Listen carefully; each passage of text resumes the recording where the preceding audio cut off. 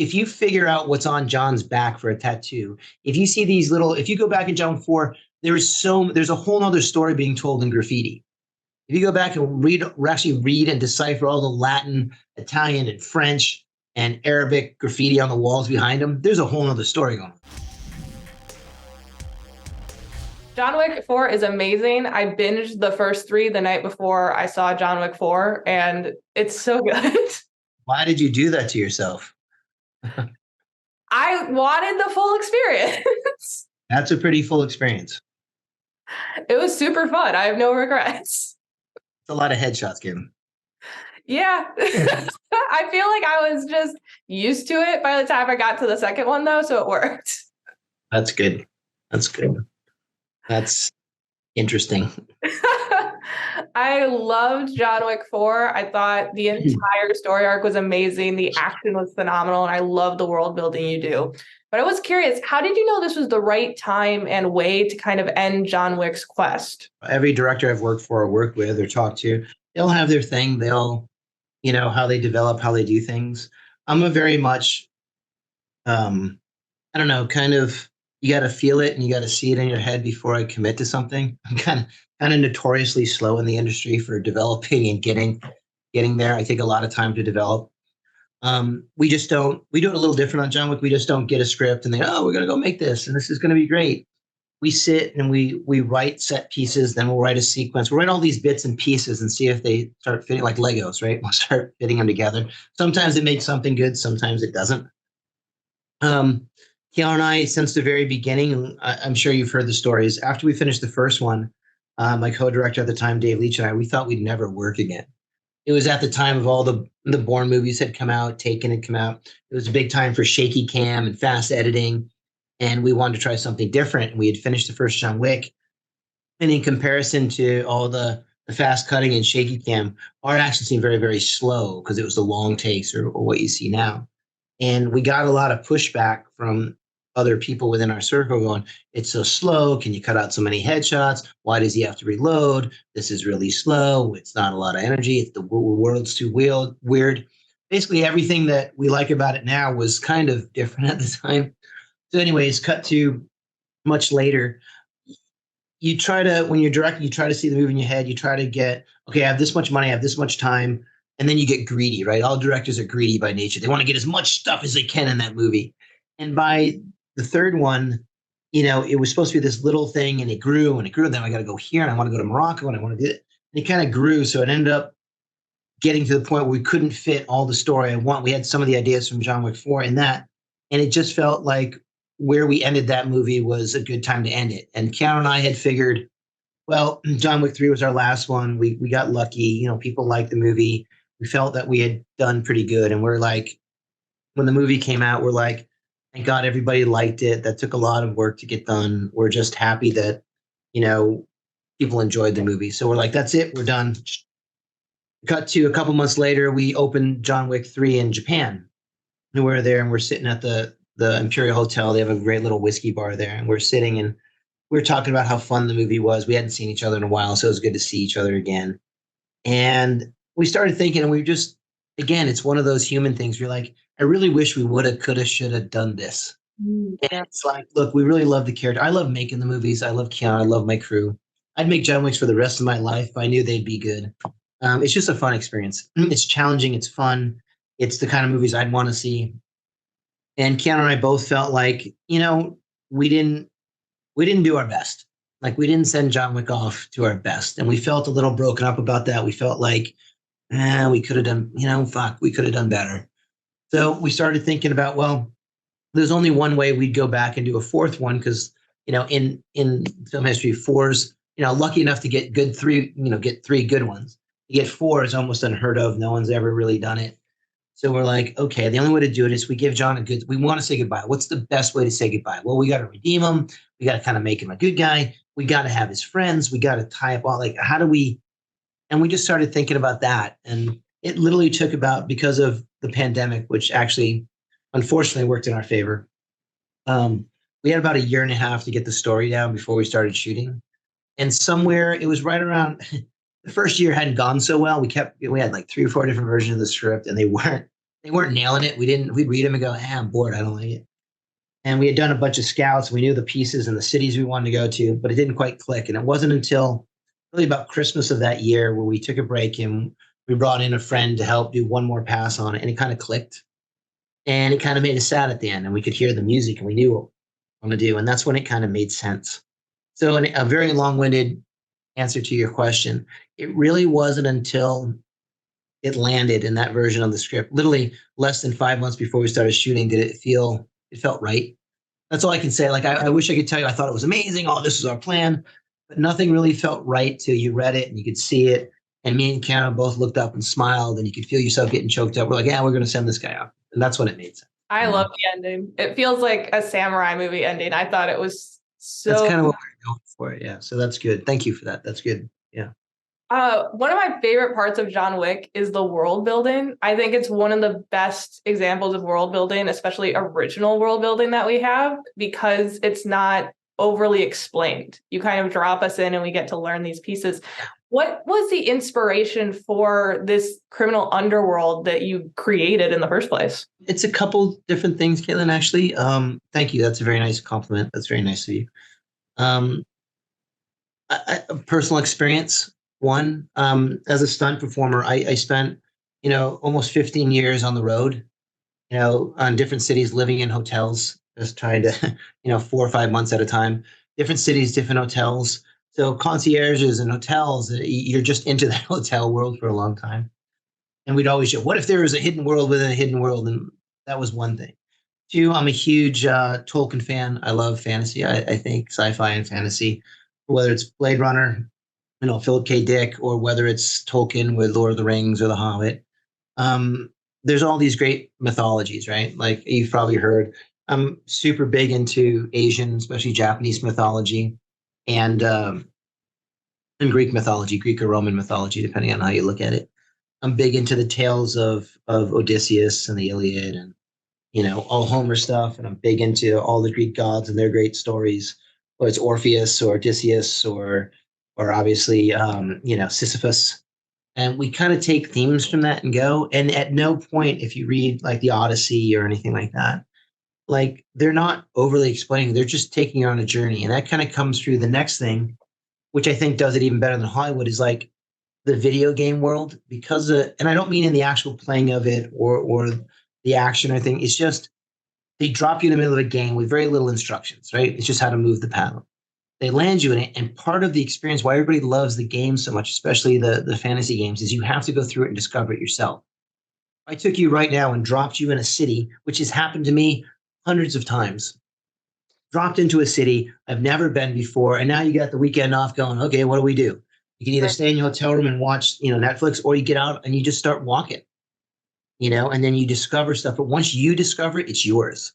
I'm not forcing it on you. And it's the same thing. If you figure out what's on John's back for a tattoo, if you see if you go back in John 4, there's a whole nother story being told in graffiti. If you go back and actually read and decipher all the Latin, Italian, and French and Arabic graffiti on the walls behind them, there's a whole nother story going on. But if you discover it, it's yours. If you figure out what those symbols are behind Lawrence Fishburne, or you figure out what the tattoos mean, or when he's walking up the steps where all those little Latin phrases are, that's you to discover. When I slowly take you up, I want you to figure out the hierarchy. I want you to see what it is. Like when you're in the Louvre, there's a reason we shot there with those paintings in front and behind of the marquee.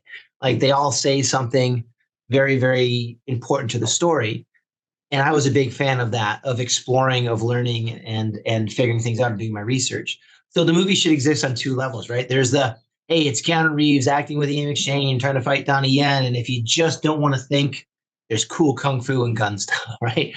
And if you want to think, if you want to go find where's Waldo or do the mythic quest, dive into it, there's plenty for you to dive into. And that's where the real fun is.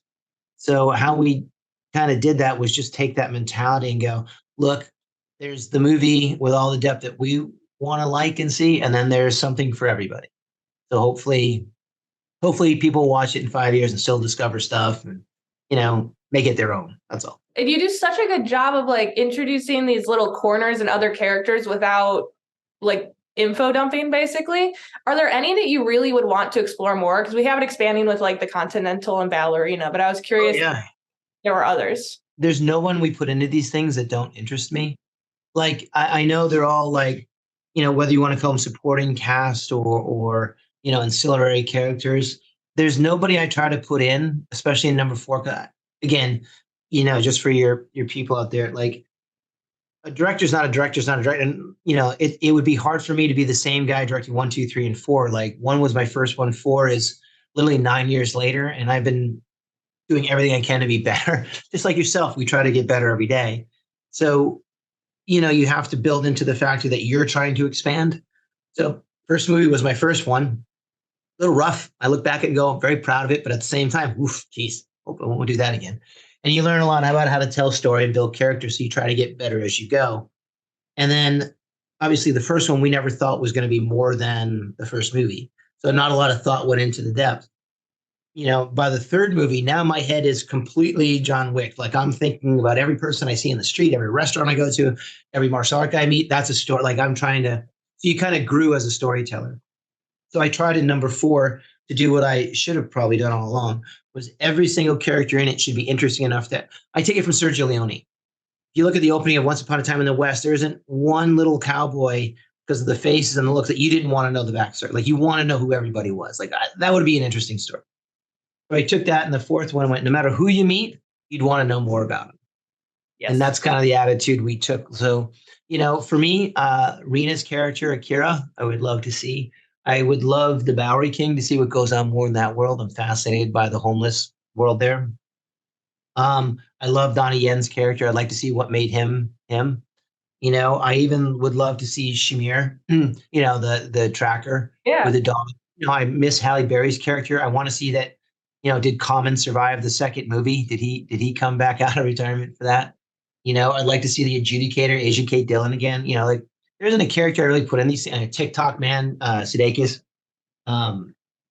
all these great people. Like I would love to see, again. So, that's just me though. I feel exactly the same. Like every time a new character is introduced, I'm like, okay, I need that spinoff now.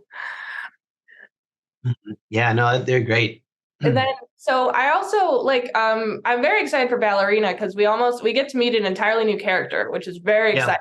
But we also get to learn more about John because it's someone that's going through similar training as him. And I'm like assuming since that he's going to be in it, we're going to see him from a different character's perspective, where all these other movies have been from his perspective. What should the audience be excited about learning about John from this new approach? Again, I'm involved. Obtusely from Len Wiseman doing Ballerina. Len's been gracious enough to share a lot of the footage and where he's headed. He's still very early in the post process of that. So what I've seen is very interesting. It's about, Anna de Armas's character. Obviously that's doing her thing. And John Wick, their roads intersect. The timeline is kind of in between films, in between 3 and 4, obviously. I don't know. As far as what you get from John Wick, I think it's kind of like almost an inside joke between the audience and John Wick. We all know where he's going. We all know the route he's been. So when they have their scenes, you kind of get the inside joke, even if the Ballerina character doesn't understand. So it's a little bit of meta conversation when you go, which is kind of interesting because like we're all in on what John's up to and where he's going. So his philosophy or his point of view is, when someone gives you advice, it's good, but because you haven't lived through the event yet, you don't have the experience to accept the advice. And I think that's the way to look at it. John's giving advice and tutelage, and maybe even a little bit of advice on how to choose and choose wisely. But until that choice is really put to you, that advice doesn't really mean much. So it's an interesting little dilemma that they've created in it. So it's good. I love Donnie Yen in John Wick 4. Kane was such a cool character. I was curious if you took any inspiration from Rogue One, where he also played a blind character that did a decent amount of action. Actually, I didn't, but we did discuss it afterwards because Donnie said, look, I kind of played that. I was like, look, I get that you've done that. And, I just didn't want to tread on what they had done in that because I thought that was a good character and stuff. I just wanted to be not just a blind character that kind of acted like, I didn't want to retread on Zatoichi or or anything that had already done it before. Like obviously we got inspiration from that or what we wanted with the character. But my description to Donnie was play him like you're not blind. Yeah. Just be the blind guy that's not blind. And we're gonna be, if Chow Yun Fat in the cooler was blind, he wouldn't give a shit. He wouldn't even hint. He'd just be good. And then once we took that attitude, that helped with the acting, the performance, and then we reverse engineered out the choreography to explain how we could do the things he did. And again, unfair advantage. Like when you have Donnie Yen, because he's so fast, and because he's got, and I mean this, he's got like a bird-like twitch to him. He's very quick in his motions. So you believe that just when he cocks his head, you believe that he's hearing, and he's got. Not a lot of people could pull it off playing a blind guy that possessed that level of talent and just fine. But he's got that almost extraordinary or extraordinary level of perception that you kind of buy it. And in the original version, when you got the blind guy tapping around with the cane or something like that would almost diminish Donnie, what his capabilities would be. Right. I didn't want to do that and slow him down or take him down. So we kind of went the exact opposite direction and went, this guy's just, can you imagine what this guy would be like if he could see? It'd be unstoppable. So we just kind of took it from that. I know it's a little hyper real and a little extreme, but we thought we'd have more fun and be able to utilize Donnie better that way. It's so fun. It's just like his fight scenes are amazing. It's so much fun to watch. He's quite a performer for sure. Very nice. Yeah. Are there any stories that you think you would like to return as director for? Because like Continental and Ballerina, like you said, you're involved more as a producer. So is there anything that you think you'd want to be hands-on as a director again? You never know, right? Like, of course, like I said, I'm massively in love with the characters in the world that we've built. I mean, collectively, I really love it. Do I want to try other things? Do I want to? Yes. But if I was smart, to be brutally honest with you, if I was smart enough and good enough to come up with a way to continue the story, I would. It just felt right to end where Karen and I both just in our hearts, in our souls, felt it was good to do what we did and to end it and put a good cap on this and feel satisfied and, not go out on a down, but go out on a high. Like it felt right to end the series like that. If there's a way to do a 5 that we figured out, if there's a way to do a Bowery King, if there's a way to do an Akira or a Tracker or a Donnie Yen version that felt really right, I have no problem. I don't think I'd ever be the guy, oh no, I've already done that. Like I would love to try to do something new because everyone's a challenge of, I'm not trying to do an episodic feature thing where they're all the same. I would try to do different lighting. I would try to do a different world.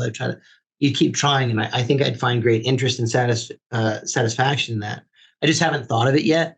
So to answer your question, yes, if something pops in and it works, yeah, I'd love to do it. If I could crack any of those stories that we mentioned, I'd love to. If I can't, there's other worlds that I'd like to try my hand at, try to get, which I think would be fun. Also, we're trying to get going. Lionsgate has been incredibly supportive of us, and we're really trying to get a John Wick TV show going, and that would allow me to tell a lot of stories that maybe wouldn't sustain another ginormous feature, but great characters and great stories that we could do in the short form on TV, which I think would be fantastic. Oh, I would love that. That sounds like a dream. I hope that happens. That would be great. And we're still working on it. Like, there's a lot of things to sort out and think about. And do we have enough stories to, do people want to see that? But I'm very open to that format as well. So we'll see. I love that. And then you're going to be working on some of your some movies outside of John Wick. What are you excited to bring from your experience on John Wick into those new worlds? It's always the same thing, right? Again, directors in general, very greedy. We want to get as much stuff out. We want to do the 3-part trilogy all in one movie. I think what John Wick has taught is patience, and respect the audience. Like, I know what my job is to do something cool enough, interesting enough, provocative enough to get the audience to want to stand up, leave their homes, go experience the theater with other people, put up with all the good and the bad that comes with that, and feel satisfied at the end of 2 to 3 hours, drive home and talk about it for the next couple of days. That's my job, to inspire, to get you to talk about it, whether you love it or hate it, whether you like John Wick or hate John Wick. At least I don't think anyone can argue that they're beautifully made. My crew is fantastic. They're colorful. The sound is great. The music is great. The framing is great. Like, the art form behind it has been done with love and care. Now, whether you like the movies or you think it's all kooky or bullshit, I get that. That's opinion. I know that in the stuff to come, and what John Wick has taught is love the craft, put your heart and soul into it, be patient, really respect the audience, meaning just like we had talked about, leave room for them to think. Like when I read a book, I see it, but how I see the book is very different than how you would see it. But that's why we read books, right? Because we want our own personal stamp on it. I think when you have films that are over expositional or they're forcing a theme down your throat, they're not giving you a chance to have that internal debate or that internal conversation of projecting yourself and your own ideas or theories into the project. I think in any art form, whether you look at art or whether you read it, whether you experience a live performance, you have to be able to project some thought into it, some level of love, some level of debate, some level of interest that makes it personal to you. And I think by being patient and allowing the audience to inject themselves into the project of going, wow, or that's me, or a little something for everybody, or hey, I get that, that's Latin, or hey, I get that, hey, they're speaking Japanese, or hey, they're, I love samurai films, or whatever. I just try to give you options. So I'd like to continue that those kind of thematics within future projects. You know, let the audience try to sort out a few things. Let them don't force them in a direction. Don't lead them. Let them experience the movie a little bit more. That and always. I hear me say it before. Always, always, always, always. Just never be the smartest guy in the room. Try to surround yourself with people that are clever and creative, and don't shy away from that, and don't be intimidated by it. Learn from everybody and just get the best of the best people you can. And trust me, great things will always come out. Surround yourself like Keanu and any of the cast we have on John Wick. We've been very fortunate that by the fourth film, we had lots of incoming phone calls of, hey, love your stuff. Love to be in a movie with you. So everybody on the fourth one and on most of the other ones, there isn't a cast member or crew member that didn't want to be on that movie. I mean, that's that's probably the most touching thing when you get people that want to develop stuff with you. And that's always the thing. Always come in with love, and you're gonna have a good ride.